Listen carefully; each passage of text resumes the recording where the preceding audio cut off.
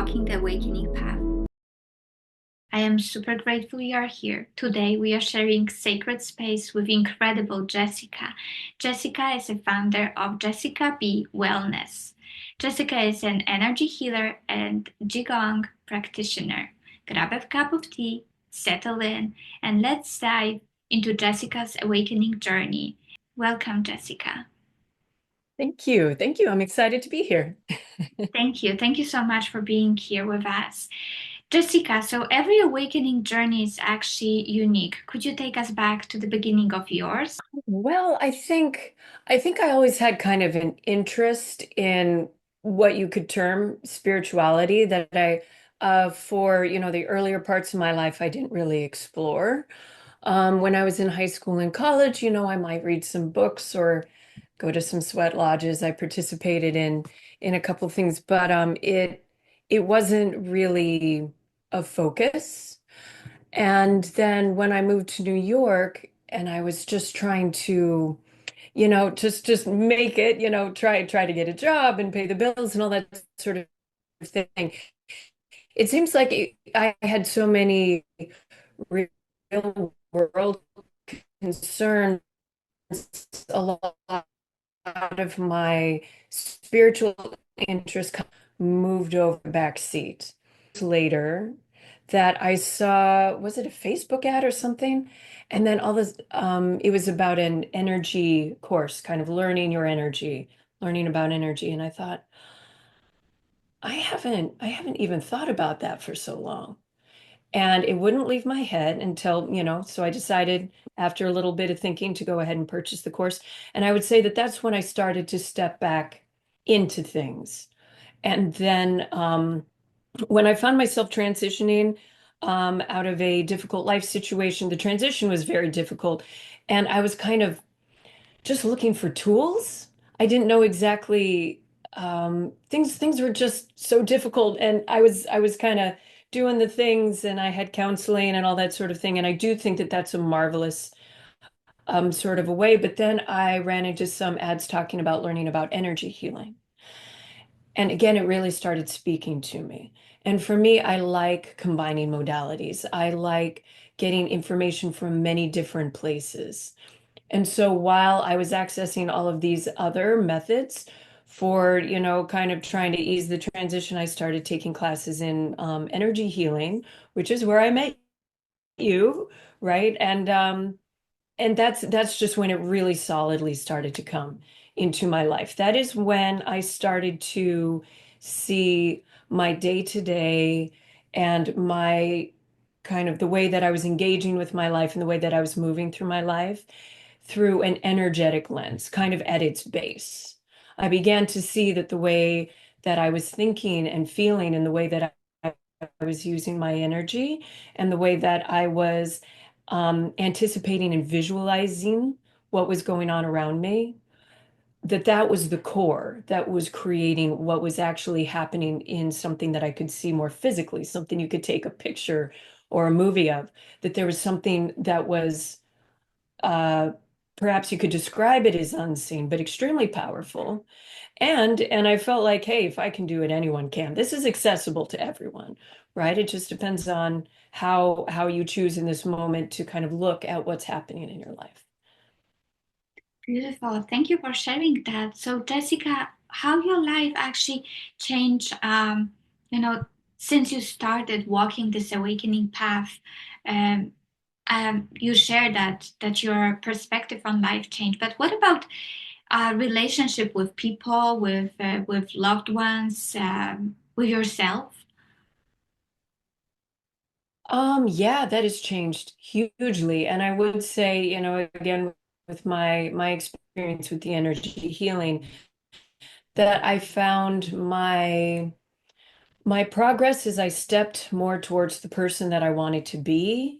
I felt like it absolutely helped and it sped up my progress, right? I wouldn't say any of these modalities are bad modalities, but I would say the energy healing definitely really sped things up for me. So one of the things that I found that I was running into is there was some old woundings. There was some stuff like childhood wounds and things like that was effective system, it had established some behavior patterns that I was completely unaware of. Like I had no, oh, that's why that keeps happening to me. But until I started um, kind of shining light on some of those wounds and engaging in healing those through these different modalities, I didn't have the awareness to see what I was doing. And as I changed my healing within myself, I started to notice a difference in how I was interacting with other people. Just as I was able to see behavior patterns within myself that before I hadn't been able to see, I was also able to see behaviors in other people with a clarity that I had not had before. And at that point, I can start saying, oh, this feels good. This is healthy. I want to engage with this person more. Or this doesn't feel healthy.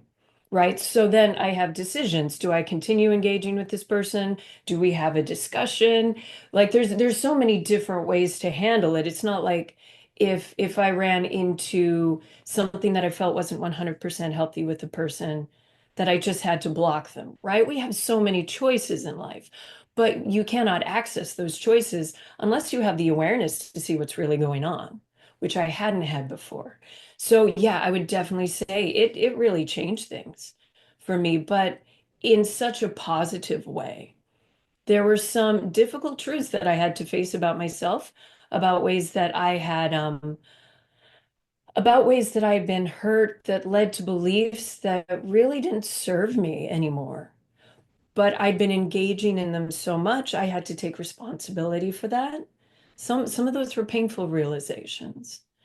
But it has given me the room and space to be able to create relationships that are so much healthier. And, just the way that I move through my life is in a less wounded state. I'm feeling happier. I'm feeling like my boundaries are better. I'm feeling that if something doesn't feel right or if it feels disrespectful, that I have the tools to engage with that in a way that that I can show myself respect. Right. And in the past, in some ways I did, but in some ways I'm like, oh, well, I wasn't acting in a way that was as supportive of me as I would have liked to. Thank you. And Jessica, from because probably you had a lot of experiences, but from all the experiences, what was the hardest thing for you to do while, walking that first awakening, going through the first awakening? I think I think the hardest thing was to yeah, I think the hardest thing was to start to have awareness and take responsibility of my part in this situation. Um, because there's none of us are perfect, but sometimes we want to avoid looking, at some of the parts of ourselves we don't like so much. Um, but it was those parts that might influence my decisions. And so, to look at that and to say, it's okay. That's what happened back then. These are the beliefs that you have. To be able to look at it with love instead of shame, instead of guilt, instead of judgment, so much judgment going on, right? And it just creates this horrible feeling, but that's not love, right? That's not the healing. I don't want to live in a state of self-criticism and judgment. I want to live in love. But to get there, I had to be willing to look at these parts of myself that I didn't want to look at and shining that light upon it, begin to shine love upon it as well.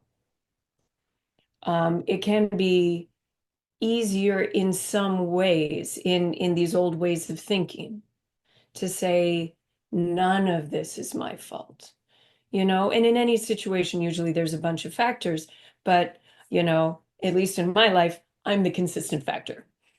So as I'm looking at these other things, some of which I might like or some of which I might not prefer, I still have to ask, why am I in these situations?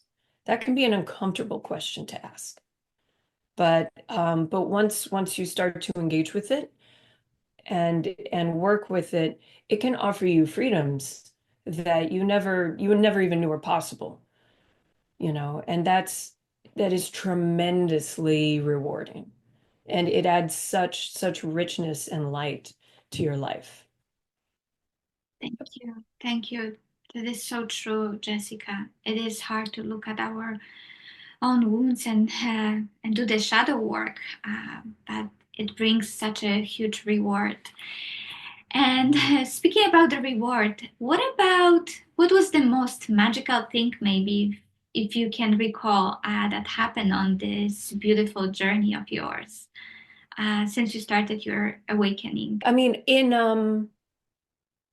one thing that I've found about awakening and engaging in my path, and I would say this for anyone because there's so many different, in my opinion, there's so many different ways, right, to go about this. In my particular case, I was doing Qigong and energy healing and other things in that way. So one thing that I have really enjoyed about these paths is the quality of person that I run into on these paths, right? I have met so many wonderful, beautiful people, yourself absolutely included. I was so excited and flattered when you reached out to me to have, this conversation. And it is just, I mean, these people are just so amazing and loving, and they are, lights along the path as we're all walking towards our individual healing and our individual path. It's just like we are shining our lights together, and it is a truly beautiful experience. So I would say that that's definitely been an amazing experience along the way. But in terms of just one key experience, honestly, I don't know if I would have that, but I can say there are moments in my life now where I just take a second and I take a couple breaths and I look back at where I was a couple years ago, and it can bring tears to my eyes. The amount of gratitude that I have when I see where I am now and where I was back then. The amount of just simple happiness that I allow in my life because I've dealt with some things. Um I can enjoy my day. I can move through my day without bumping into so many of the things that was making my life difficult. I'm more available for my family, right? I'm more available to have a quiet moment of joy and gratitude. That stuff is just so much more present in my life, and it was so hard for me to access that back then. Even though I knew it existed, I believed in it, right? I knew it was out there. I just couldn't get it, and I didn't know how to get it. And when I looked at the other people that it seemed like they did have it, I'm like, how did that happen? Tell me your secret, you know? But it, it takes work for all of us. But I mean, truly, today, yesterday, tomorrow, these are beautiful moments. And that's something that I've gotten because I've been consistently working on my growth. And I'm just tremendously grateful. Thank you so much. Thank you for sharing this. And yes, I agree. Soul family, people who support and understand us, because the spiritual awakening process is so hard, and to have people who support us along the way, and we know that we can share what we experience safely is very important. So thank you, Jessica. And I'm so grateful that we've met and are on this beautiful path together. Jessica, if you can maybe share, what do you do daily? Something that supports your growth daily. If you can tell us how your like day to day look like now. Do you have like practices that you do daily? It can change a little bit. I've got young kids, so sometimes life gets a bit crazy. But I would say, for one thing, I have learned I simply cannot ignore what I need with my physical body. I must have sleep. I must have regular food, right? There were things when I was just so busy and I would stay up late to get all this stuff done.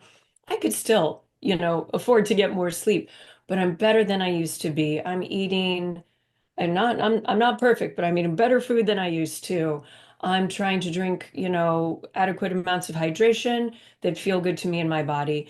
And I realized that ignoring that stuff was making it so hard for me to hold a frequency that I wanted to because I was exhausted, right? It was like the cat holding onto the branch with the little claws, and that was my starting point when I don't take care of my physical energy levels.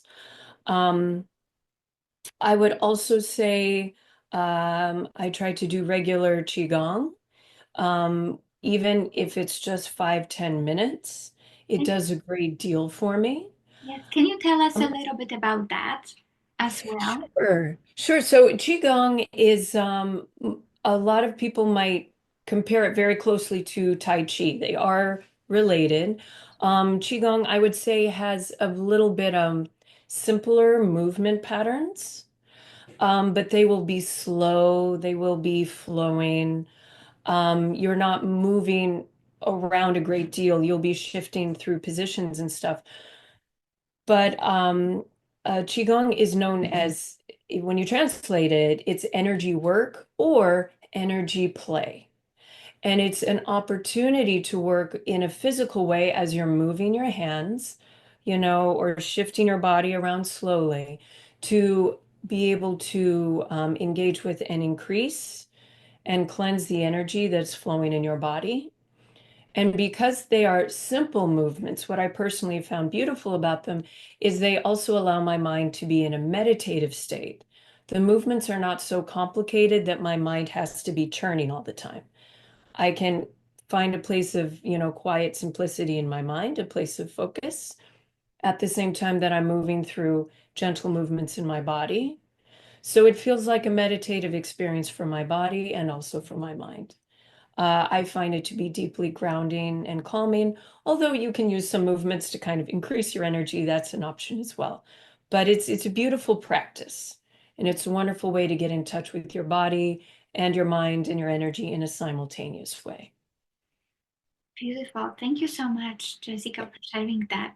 Hey, Jessica, for those who are just starting their spiritual journey, spiritual awakening, what advice would you give them? I would say to someone who is just starting their journey, what I might guess would be the case with many, not all, but many, is often we come to a point of being ready for our awakening when we are in a situation that is causing a lot of discomfort or pain, right? Because if everything's working well, why make a change? If it's not broke, don't fix it. That's sort of a thing. And that was certainly the case for me.